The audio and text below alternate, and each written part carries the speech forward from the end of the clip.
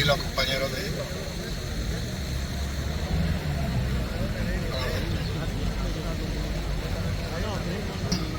Si os parece, comenzamos la concentración de hoy lunes, 20 de enero.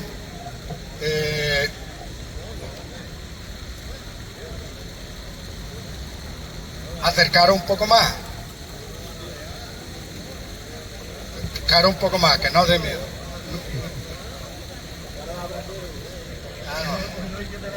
Si hoy no tenemos el solecito. Bueno, hoy vamos a comenzar prácticamente por donde lo dejamos el lunes pasado, porque las cuestiones que entran en vigor a primeros de año, sobre todo en materia de pensiones, son amplias y no da tiempo a analizarlas todas, y podemos pararnos y revisar. Lo más importante, bueno, Gabriel, déjalo. Bueno, lo más importante, primero, las medidas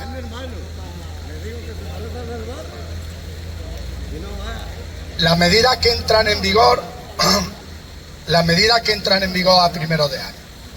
Este primero de año, además de la subida de pensiones que ya referimos en la anterior concentración del lunes, entran en vigor varias medidas que tenemos que estar pendientes, sobre las cuales habría que estar expectantes y hacer la presión que sea necesaria en algunas, en tanto en cuanto puedan suponer retrocesos, puedan suponer recortes en derechos sobre las pensiones e incluso sobre trabajadores. A primero de año, automáticamente entra en vigor, fijaros, las medidas de aumento de la edad de jubilación,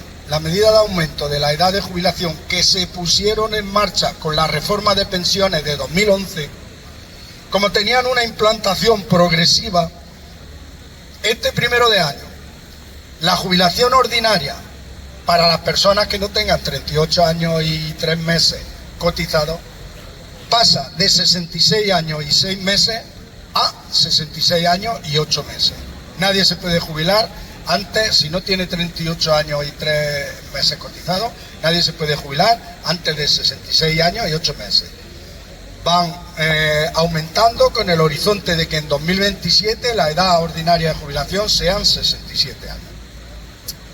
Automáticamente también entra en vigor el aumento de los años mínimos exigidos para obtener el 100% de la pensión, que antes de la reforma de 2011 eran 35 años y pasaba a 37 años. Este año son necesarios 36 años y 6 meses para obtener el 100% de la pensión. Si una persona llega a su edad de jubilación, se puede jubilar, pero si no tiene 36 años y 3 meses va a tener una penalización y va a perder un porcentaje de la pensión, y puede cobrar el 98%, el 96%, el 90%, puede, según los años cotizados. Y ya no entra en vigor, pero la menciono, no entra en vigor este año porque ya alcanzó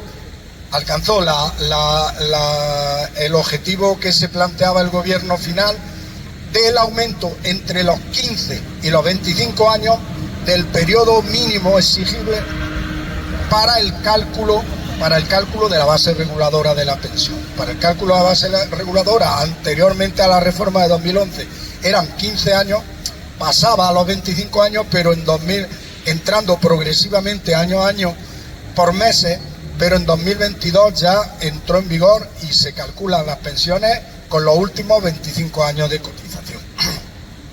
Como vemos, todas medidas que supusieron y suponen recortes, medidas que suponen más exigencia para pensionistas, y medidas que entran en vigor, que todavía estamos arrastrando esos recortes. Fueron medidas que tuvieron y tienen la contestación y el rechazo de los movimientos pensionistas, pero medidas que, lo hemos mencionado alguna vez, a pesar de muchas luchas, no hemos sido capaces de echar atrás. No solo eso, sino que también entran en vigor medidas negociadas en lo que llamaban la cuarta reforma de pensiones, lo que el gobierno llamó la cuarta reforma de pensiones, negociadas ya con este nuevo gobierno, con esta nueva ministra de Seguridad Social, el Masei, que negociaron con los agentes sociales en julio. Ojo, más incentivos, todo son incentivos incentivos a demorar la edad de jubilación, incentivos a prolongar la edad de trabajo y a demorar la edad de jubilación. Y entran en vigor medidas para la jubilación activa, jubilación demorada y jubilación parcial. Medidas que valoramos como negativas en su momento y medidas que cuando entren en vigor van a ser negativas. Sin extendernos mucho en ellas, ahora después podremos hablar más detenidamente, si queréis, en el debate. Sin extendernos mucho en ellas, todas suponen, después de los 65 años, prolongar la edad de jubilación. Todas suponen además incentivos públicos, por lo tanto se le otorga y se detraen bien vía impuestos, bien rebaja en cotizaciones a la seguridad social para incentivar que la gente prolongue esa edad de jubilación. Con un panorama que hemos mencionado muchas veces, un panorama de paro elevado en España, sobre todo de un paro juvenil muy elevado, rondando el 20 y tantos %, un paro juvenil muy elevado. Y se demora la edad de jubilación de personas que ya han terminado o deberían de haber terminado su vida laboral, su carrera profesional, ocupando un puesto que podía ocupar un trabajador joven que tiene que hacerse un futuro, que tiene que hacerse un proyecto de vida. Luego hay quien no se explica y quien se pregunta a qué viene también esa desafección que tiene la juventud sobre la política, esa desafección que tiene la juventud sobre los temas sociales. Algo influye también esto, influyen muchísimos factores, pero algo también influye esto. Influye el no pensar en el empleo, no pensar en garantizarle un derecho que tienen a empleo, a hacerse un proyecto de vida, un derecho que tienen como el de vivienda, no garantizarle eso proporciona y origina desafección sobre la política, rechazo a cualquier medida que venga, que pueda suponer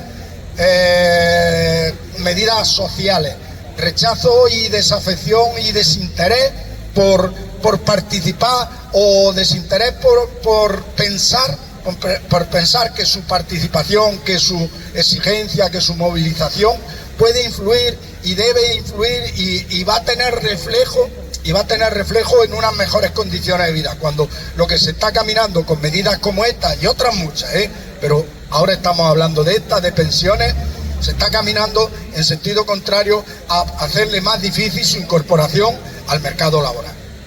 Pues bien, entran esos dos bloques de medidas entran en enero en vigor. Por contra, entra otra medida que está así, aunque no esté, alguien pueda pensar que no es muy elegante, esta sí es fruto de las movilizaciones y de la presión de los pensionistas. Entran en vigor las medidas de aumento de los ingresos de la Seguridad Social, medidas que si os acordáis nosotros venimos demandando en todas las movilizaciones, en todas las manifestaciones, en las reuniones con los grupos parlamentarios, en las presiones al gobierno, en todo. Medidas que indican que si la Seguridad Social va a tener demanda de más compromiso en pensiones momentáneamente, se aumenten los ingresos y no se recorten las pensiones. Fijaros que nosotros siempre decíamos, la solución está por la vía de los ingresos, no por la vía de recortar las pensiones. Bueno, entran en vigor 3 medidas más. Aumenta el mecanismo de equidad intergeneracional que ya se puso en vigor en el año anterior. Perdón, voy a coger el papel porque hay cifras y no me acuerdo bien de las cifras.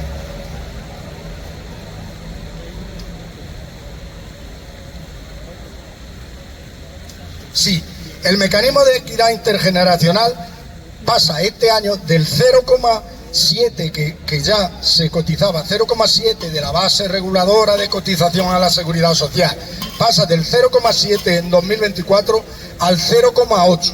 Por lo tanto, más ingresos, aumentan los ingresos. Del cual la empresa, el reparto es como en las cotizaciones normales, el porcentaje que corresponde es el mismo. La empresa pagaría el 0,67% y el trabajador el 0,13%. Este ingreso tiene un carácter finalista.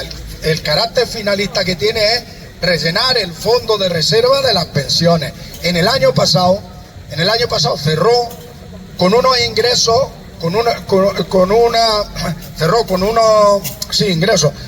balance de alrededor de 4.000 millones de euros con el mecanismo de equidad intergeneracional. Por ahí decíamos que ese puede ser el camino. Entra en vigor, ese sí entra en vigor este año, la eliminación del tope a las bases máximas de cotización. Eliminación que ha existido siempre, por el cual unos determinados niveles de salario altos sobrepasaban la cotización máxima y había una porción de salario que se quedaba sin cotizar. Ahora, este año, a primero de año, por primera vez, se elimina ese tope y entonces la base máxima de cotización se eleva, la base máxima, en lugar de elevar la base máxima de cotización el 2,8%, igual que van a subir el resto de las pensiones, este año se eleva un 1,2% más y cada año se va a ir elevando con un periodo de implantación muy prolongado, pero cada año se va a ir elevando ese máximo de cotización un 1,2% sobre la inflación, sobre lo que suban las pensiones. Por lo tanto, más ingresos en la seguridad social. Y una tercera medida en este grupo de aumento de ingresos, una tercera medida, lo que se llamó la cuota de solidaridad. Consiste, hablando de esta base máxima de la que hemos reflejado ahora mismo en qué consistía, esa cantidad que durante muchos años, hasta que las cotizaciones reflejen el sueldo real que cada uno percibe, pues hay un periodo largo donde hay una porción que se queda sin cotizar. Por esa porción que se queda sin cotizar se establece una cuota de solidaridad consistente este año, la miro, sí. Por esa porción consistente, quienes su base reguladora, sus ingresos anuales superen entre un 0 y un 10% la base de cotización, un 0,92% más de cotización. Quienes superen de un 10 a un 50% la base de cotización, un 1% más en la base de cotización. Y quienes superen entre un 50 y un 100%, un 1,17% más. Decíamos, por contra, entran medidas en la buena dirección, medidas que aumenten y doten al sistema público de pensiones, que doten al fondo de reserva de recursos suficientes, por contra a las medidas de recorte, de dificultades en el acceso a la jubilación, de retraso en las edades de jubilación. Y eso es lo que entra automáticamente. Seguiremos manifestando el rechazo, como hemos dicho, por injusto, manifestando el rechazo en la prolongación de la edad de jubilación, en todas las medidas que incentiven con recursos públicos, con fondos públicos, con dinero público, con rebajas en cotizaciones públicas, todas las medidas que incentiven prolongar incluso por encima de los 67 años, hasta los 69, 70, 72 años, la edad de jubilación.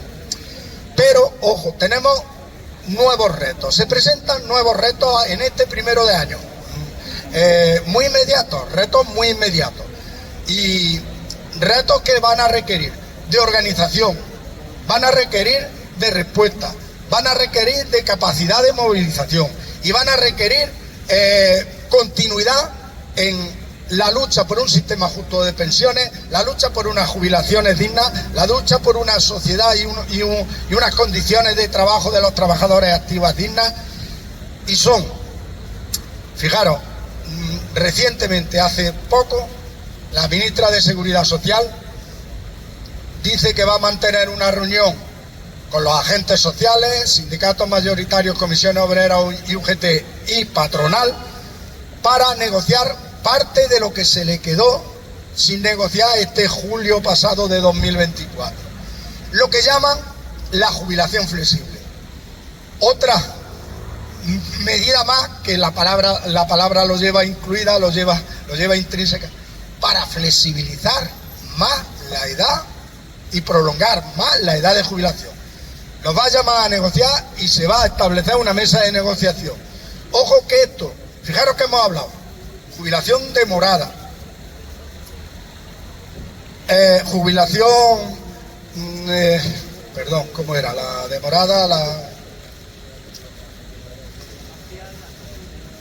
la parcial. Bueno, pues la flexible añade un elemento, si cabe, más peligroso.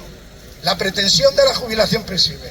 Todas estas jubilaciones de la jubilación demorada, la jubilación activa, perdón, la que no me salía activa, jubilación demorada y activa, se están acogiendo, algunas medidas ya existían, lo único que se hizo con esta nueva ley en julio fue incentivarlo aún más, porque se estaba acogiendo determinados grupos, determinados perfiles profesionales, como autónomos, como profesionales liberales de medicina, de la abogacía, de no sé qué, se estaban acogiendo a esas medidas.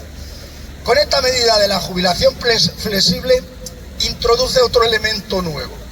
Introduce que se pueda trabajar, en las otras también, pero ahora más, que se pueda trabajar después de la jubilación, pero no demorando tu actividad, demorando tu jubilación en la misma actividad en la que estaba.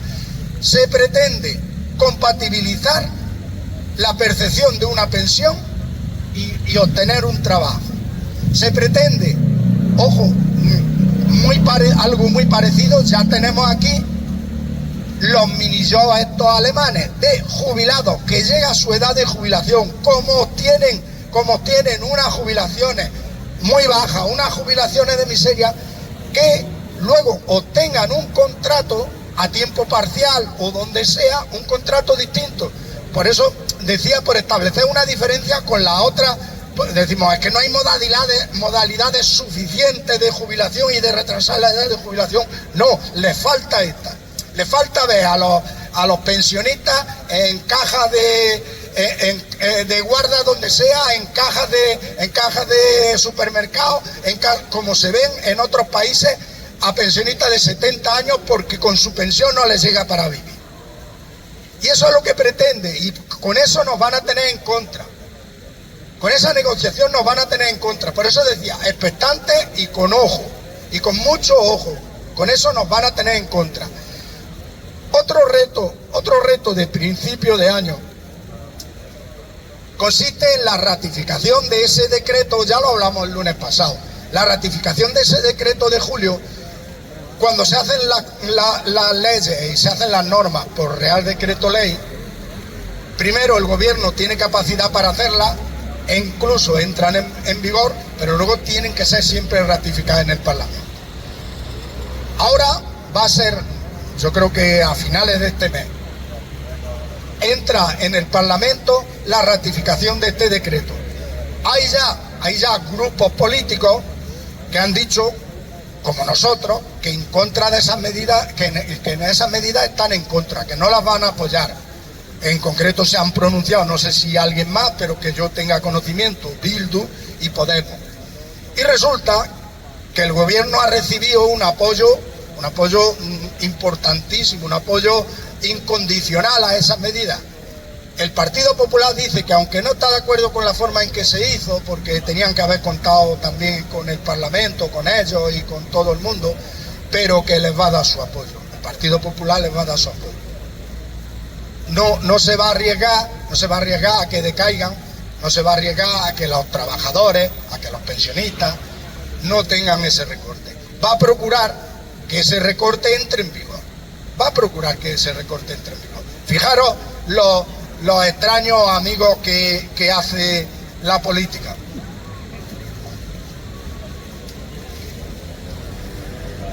Y tenemos otro reto importante a primeros de año. Resulta que la ley que se aprobó en diciembre de 2021 y luego modificada en 2023 recogía que todas estas medidas de aumento de los ingresos de la Seguridad Social tenían un fin de garantizar la suficiencia del sistema público de pensiones en el periodo 2022-2050. Pero para ello la ley recogía que habría que hacer trianualmente, cada 3 años, una evaluación de si las medidas iban dando sus frutos, de si iban dando los caminos, los resultados apetecidos, los resultados esperados, y en caso contrario, si no iban dando los resultados esperados, poner medidas correctoras. Pues bien, en 2025, como se aprobó en 2022, entró en vigor la ley en 2022, en 2025 se cumplen los 3 primeros años, y resulta que la ley, el gobierno puso en la ley que otorgaba a la AIREF, se llama, digo la sigla, Agencia Independiente de Responsabilidad Fiscal o tal, un organismo que obligó la Unión Europea. ¿Os acordáis cuando las crisis económicas y financieras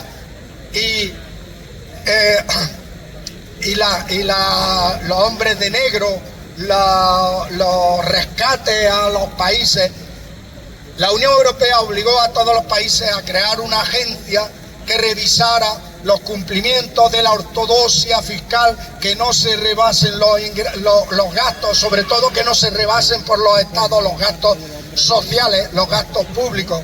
Bueno, pues le encarga a ese organismo, a la AIREF, un organismo, como decimos, neoliberal, creado por los neoliberales, con claros objetivos de favorecer la actividad económica especulativa de fondos financieros, fondos de inversión, y por supuesto de recortar, como había dicho antes, gastos sociales. Le encarga a la AIREF que haga la evaluación.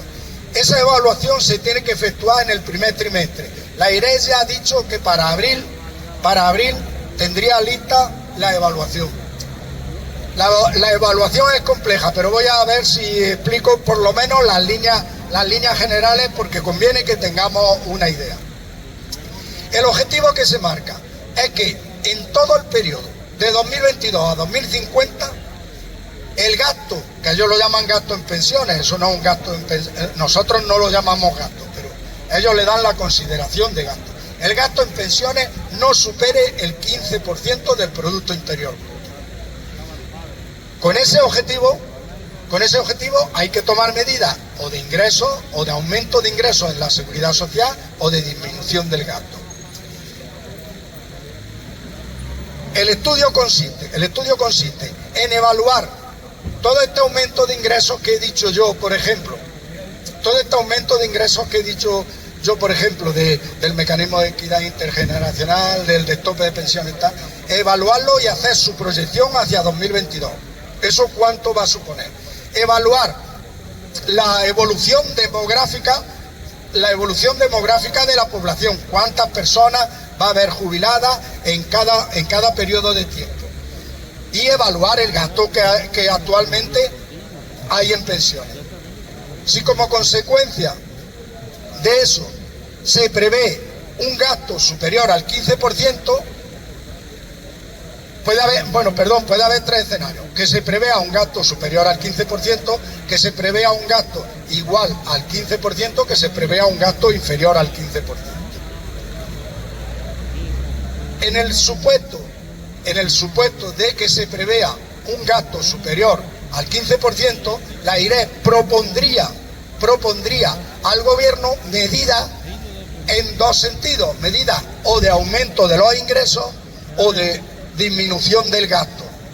El gobierno lo trataría con los agentes sociales y lo trasladaría a la Comisión del Pacto de Toledo, y la Comisión del Pacto de Toledo también aprobaría o propondría esas medidas y pasarían al Parlamento para su aprobación. Por eso decía, nos enfrentamos ahora al principio de este año a retos que nos hacen estar pendientes, que nos hacen estar expectantes. No podemos esperar, ni podemos decir que va a pasar nada, pero sí nos hacen estar expectantes, y en caso de que se proponga cualquier medida de recorte, cualquier nueva medida de disminución, estar movilizados, estar enfrente, y nos tendrán enfrente. Decía, hay otro supuesto. El supuesto era que se tomaran medidas para aumentar los ingresos, y nosotros decimos que se tomen esas medidas para aumento de ingresos, que se tomen también medidas, por ejemplo, que vayan disminuyendo los fraudes fiscales que influyen en todo eso.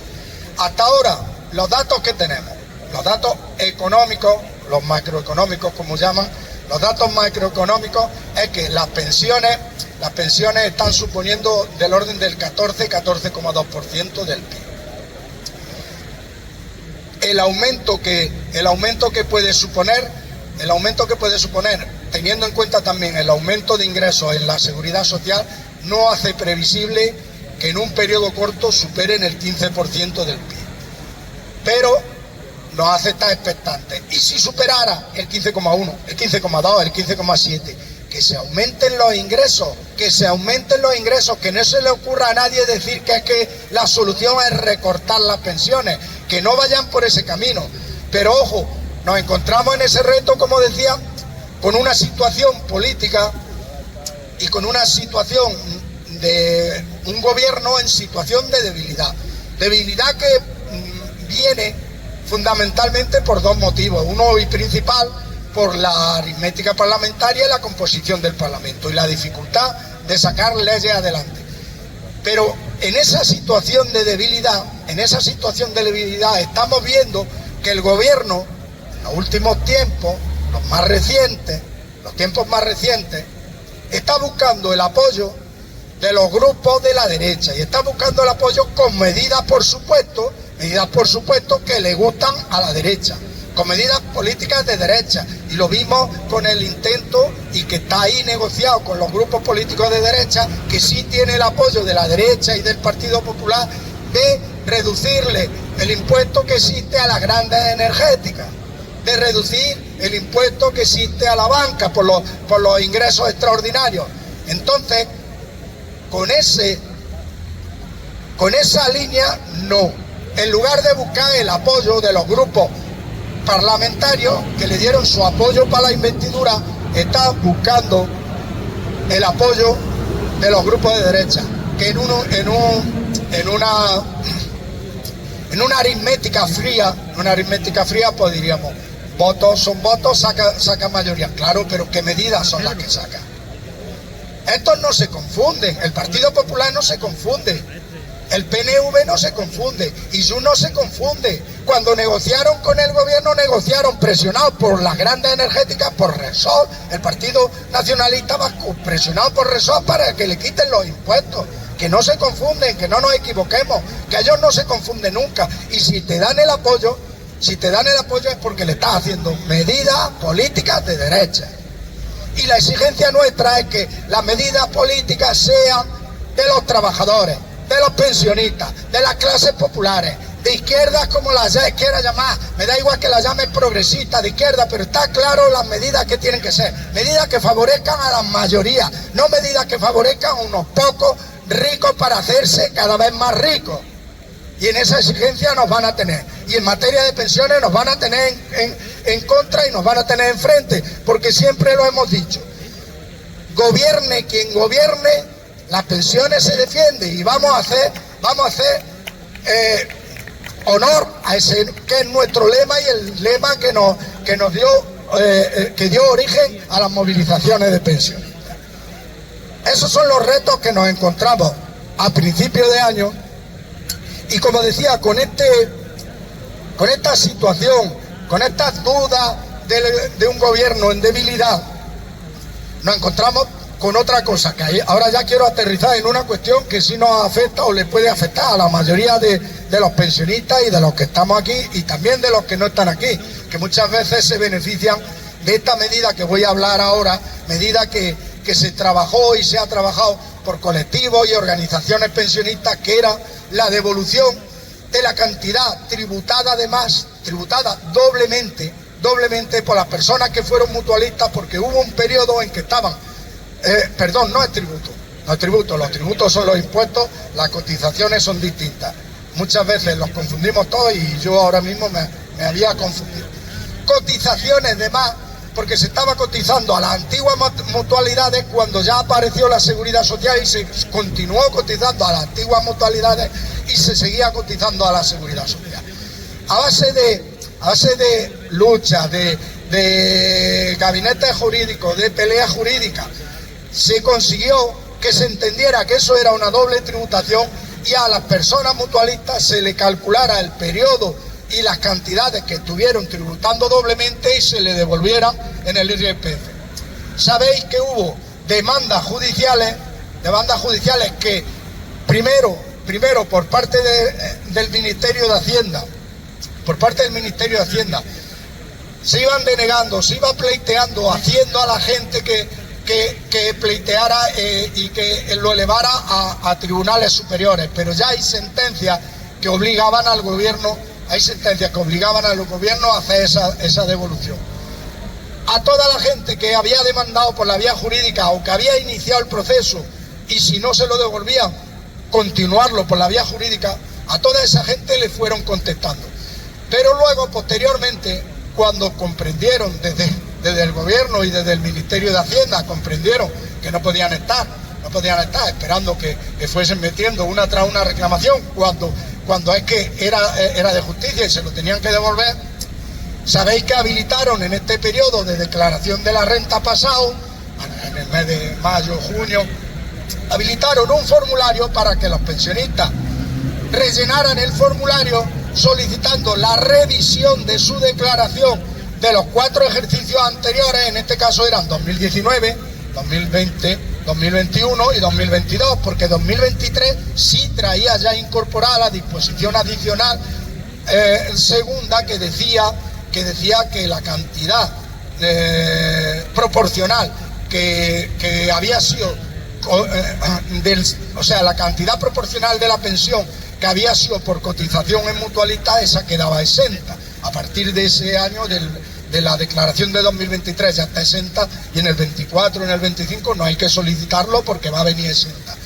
Estamos hablando de la devolución de los 4 ejercicios anteriores, que son los máximos que puedes pedir. Fijaros que hay otro montón de ejercicios que, como ya están vencidos, no se pueden reclamar. Pues a esa reclamación, a ese formulario que rellenó muchísima gente, porque le afectaba a mucha gente, las cifras que hemos visto por ahí son de 4.800.000 personas. A ese formulario algunos lo fueron contestando y le fueron devolviendo. Y a otros, pues cuando preguntaban, cuando se interesaban, decían, a final de año, eso antes de final de año, a final de año. Ha llegado final de año y nos encontramos el 22 de diciembre que saca el Ministerio de Hacienda un norma, decreto, no sé qué entidad tiene. Bueno, una norma, un decreto, por el que deja sin efecto la reclamación que todos metimos, que todos metieron. Esa reclamación y esos formularios los deja sin efecto. Y lo sustituye por un nuevo mecanismo que consiste en que cada año, en el periodo de la declaración de la renta, pondrá a disposición de de los contribuyentes, pondrá a disposición de los contribuyentes un formulario, pero con la posibilidad de reclamar solo el año que va a vencer. Entonces, en el año 2025, que hacemos la declaración de 2024, estará disponible el formulario para que reclamemos que nos revisen la declaración de 2019. Así posteriormente, el año siguiente, 2020, el año siguiente, 21, el año siguiente, 22. Esta información es para que sepáis por dónde va la cosa. A pesar de haber hecho el formulario, ahora cuando llegue el periodo de declaración habrá que volver a hacer otra vez un formulario año a año. Y además solo se va a recibir año a año. Esto tiene varios problemas. Sabemos el principal es que son cantidades que ya se abonaron de más hace muchísimos años, y cuando se solicitan, qué menos que por lo menos se devuelvan ya de una vez, no se prolonguen muchos más años.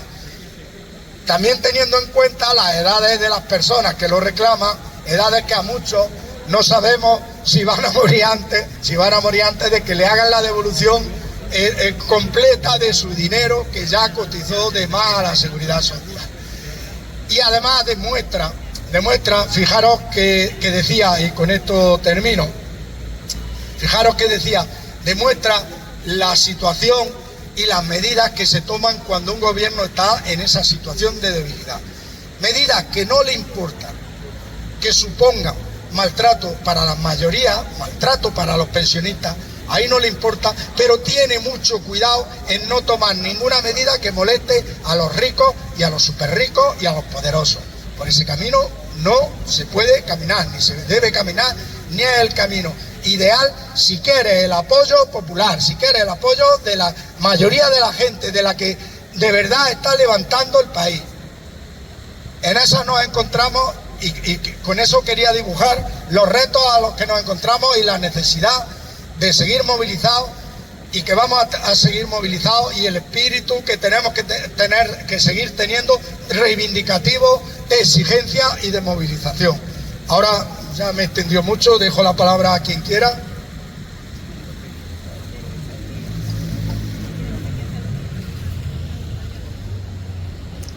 Buenos días. Yo creo que es importante lo que se ha dicho, que hagamos un seguimiento, porque si se aprueba lo que se ha dicho, es hacer un gran agujero a los avances que hemos tenido en este momento. Hay otra ley importante que está en trámite. Ha habido una reunión de los gerentes de centros de mayores, y el responsable del ministerio ha adelantado algunas cuestiones y algunas cifras. Estamos hablando de la ley de la dependencia. La ley de la dependencia habla exactamente que durante estos últimos años ha ido decreciendo el dinero disponible para la atención, y en muchos casos se está manteniendo con el copago, el aporte que se viene haciendo a lo que era lo establecido en ese momento. Se ha dicho que desde el principio esta norma empezó en el 2006 y llega hasta ahora. Para este año se decía que se va a hacer una gran ley, una revisión a fondo de cómo está actualmente el sistema de dependencia. En esta reunión el gobierno ha dicho que sí, que sale en este momento de inmediato. Desde Sumar se está diciendo que ya tarda mucho, y que se teme de que no llegue en este mismo año. Ese es el proceso, y habla también de que han muerto en la línea, en el momento de espera, 126.133 desde el año 20, esperando atenderles. Y como esa hay otra línea importante, esto lo he acabado de anotar a prisa y corriendo esta mañana, porque salía en el periódico, en el diario.es, lo han sacado y entonces he querido traer. Es conveniente que estemos en la evolución que está teniendo también este proyecto, porque también nos va a fastidiar mucho.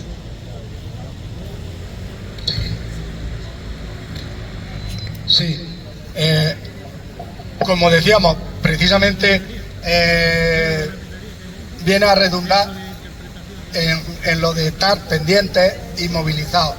Aquí lo hemos dicho muchas veces y lo vamos a tener que seguir diciendo y seguir estando pendientes y encima de la ley de la dependencia, la aplicación de la ley de la dependencia, la exigencia a cada uno en medida, a cada administración, en la medida de que tiene las competencias, porque la ley de la dependencia, la mayoría de las competencias son de las comunidades autónomas.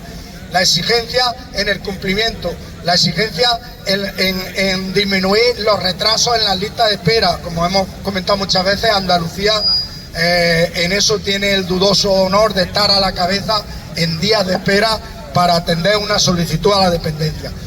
Cuestiones que afectan mucho a la ciudadanía, pero que afectan especialmente a las personas mayores. Cuestiones de las que tenemos que estar pendientes. Y qué decir de la sanidad, de la situación de la sanidad.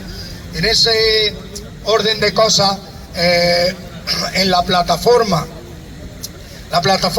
en defensa de la sanidad pública de la provincia de Jaén, el otro día tuvimos una reunión a la que asistieron 2 compañeros y se va a preparar, luego hablaremos, cuando se avance en la preparación hablaremos aquí más detenidamente, pero se va a preparar una iniciativa legislativa popular con recogida de firmas para darle entrada en el Parlamento Autonómico a una propuesta de ley, a un proyecto de ley de reforma de la Ley de Sanidad Andaluza, para garantizar la prestación de la sanidad pública por los poderes públicos, para garantizar que la sanidad privada queda limitada a quien quiera contratar voluntariamente sanidad privada, no prestar sanidad privada con los recursos y con el dinero público, para garantizar una mejor atención sanitaria.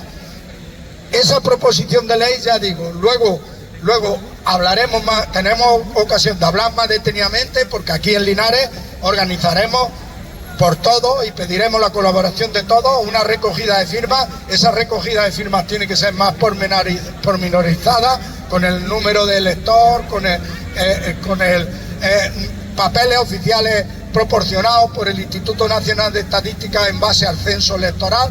Tienen que ser firmas que luego se pueda autentificar que son firmas auténticas. Ya digo, cuando iniciemos la campaña daremos mayor conocimiento. Van en ese sentido que estaba ahora mismo diciendo Antonio, pendiente de defender, de mejorar cualquier servicio público, cualquier situación que afecte a la ciudadanía y, por supuesto, de los que más afectan a las personas mayores y a los pensionistas. ¿Alguien quería alguna cuestión más? Déjale a José Valentín.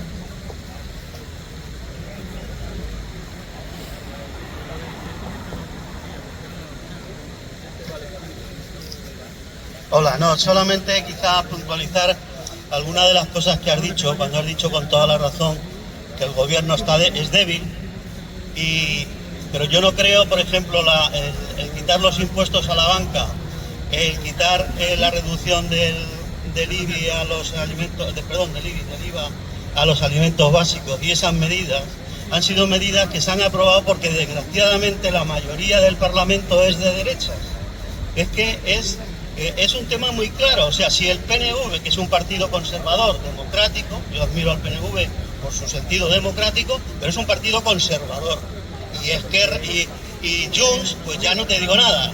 El papel de Junts, además de es evidentemente el antiguo Convergencia, y todavía más derechizado y más radicalizado en las posturas independentistas. Pero es que la debilidad del gobierno viene por muchos sitios, no solo por los números aritméticos del Parlamento, sino, por ejemplo, por el tema, y he pedido la voz para hacer un poco de propaganda de un acto que hacemos mañana, por el tema del lawfare. Es decir, se aprueban incluso leyes en el Parlamento, como la amnistía para intentar pacificar Cataluña, y los jueces dicen, esto no lo cumplimos. Y se buscan 28 excusas para no cumplir esas cosas y hacer que en consecuencia Junts se ponga en contra del gobierno. Y eso lo tenemos que analizar. Y lo vamos mañana, por eso digo que hago propaganda, Mañana a las 6 de la tarde, aquí en la Biblioteca Municipal, en la segunda planta, hacemos un acto donde vamos a analizar todos estos casos del lawfare. Es decir, cuando los jueces, en vez de ser neutrales, quieren hacer política y quieren derribar gobiernos. Y que no es un tema solo de España, es un tema en América Latina, lo tienen súper practicado, con Lula, con Correa, con un montón de gente. Entonces os invito, yo creo que va a ser mañana un acto muy importante, os invito a este acto a las 6 ahí en la biblioteca para hablar de estas cosas, porque eso influye de forma terrible sobre la política nacional. Y uno de sus efectos que se denuncia, por ejemplo, es la despolitización de la vida. ¿Por qué? Porque en vez de estar hablando, como hacemos aquí afortunadamente, de pensiones, de salarios y tal, los debates en las televisiones, si ponéis en Antena 3, en Telecinco, pues es que la mujer de Pedro Sánchez ha robado y su hermano también, cuando no hay ni siquiera una acusación de ningún tipo sobre estas dos personas, ¿no? Entonces, simplemente llamar esa atención. El gobierno, hace cosas mal, pero que desgraciadamente es que efectivamente es débil, porque no existe esa mayoría de izquierdas en el Parlamento, y cuando intenta sacar medidas de izquierdas se las echan abajo y le han obligado a que le quitan los temas de la vivienda, se los limitan, le limitan los impuestos a la banca, le limitan los impuestos a las eléctricas. Entonces simplemente que tengamos eso en cuenta, nada más. Sí, ¿alguien más?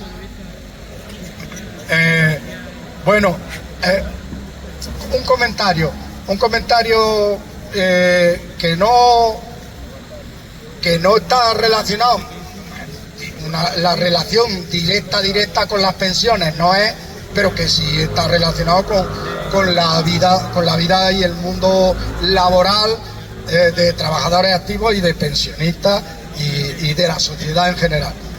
Ahora también tenemos de actualidad de escándalo, aquí se convierte en escándalo lo que quieren los grandes medios de comunicación controlados por quien sabemos y todo. Escándalo el cese del director de Telefónica, y que dicen que influencia del gobierno en el cese del director de Telefónica y la mano del gobierno en el cese del director de Telefónica. Pero yo me quería parar en una cuestión. Ese cese produce una indemnización por despido. La indemnización, según están diciendo los medios de comunicación, de 45 millones de euros. 45 millones de euros por el cese o despido del director de Telefónica, que iba a vencer pronto su mandato, del consejero ejecutivo de Telefónica. Fijaros, cuando muchas veces denunciamos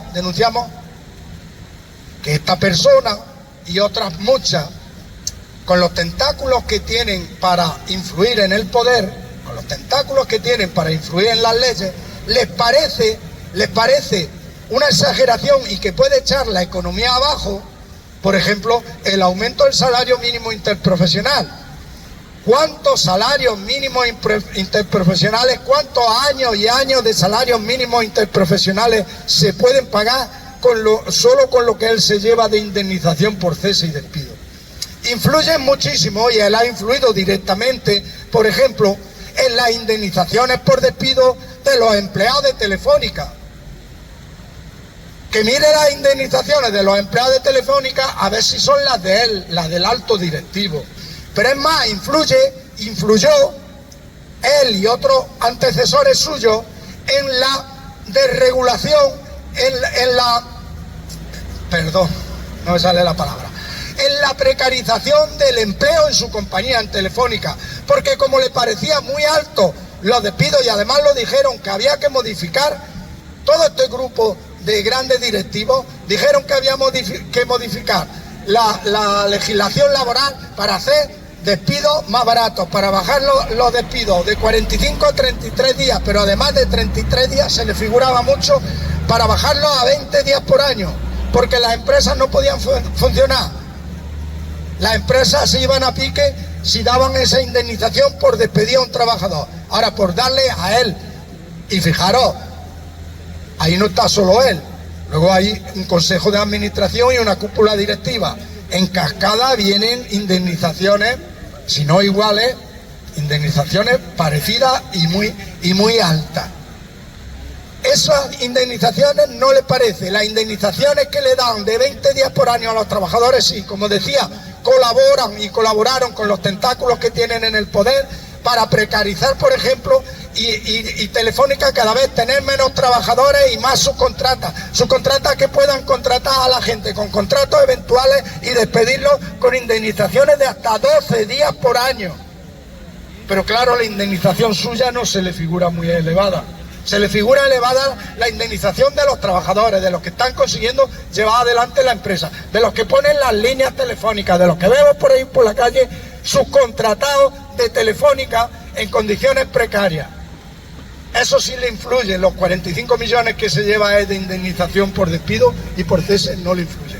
Solo para recapacitar, cuando alguien nos dé, cuando alguien del tipo y del estatus social de estas personas, cuando alguien ostentando el poder y la representación de estas grandes empresas nos dé recomendaciones, nos dé recetas de cómo habría que hacer la legislación laboral, de cómo habría que hacer las jubilaciones, de cuánto habría que pagar con las pensiones, que sepamos ya de dónde vienen y qué recetas nos dan. Simplemente hacer esa reflexión. Bueno, y perdón, un nuevo llamamiento a que mañana martes a las 6 de la tarde en la Casa de la Cultura, en la segunda planta, la charla, el debate, el encuentro para hablar de la UFER, y el próximo lunes nos vemos aquí y seguiremos hablando de pensiones, de sanidad, de dependencia y de todo lo que haga falta. Muchas gracias a todas y a todos.